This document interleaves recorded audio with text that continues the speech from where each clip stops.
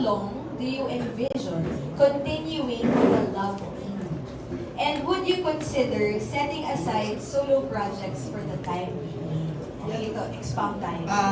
Yan ang malaking tanong sa isang love team. Oo.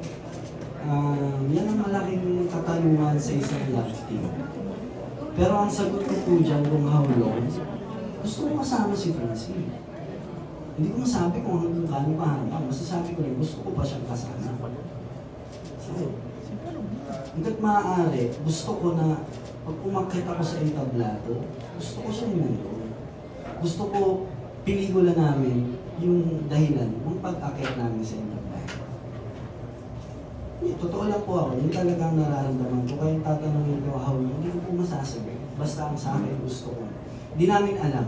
Kasi kami, gaya po ng sinabi namin, aktor po kami.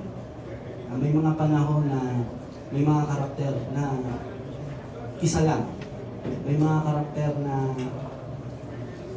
gagampanan lang ni Francine, hindi ako kasama, susuportahan ko si Francine. May karakter na ako lang, alam ko rin susuportahan ko si Francine. Yun.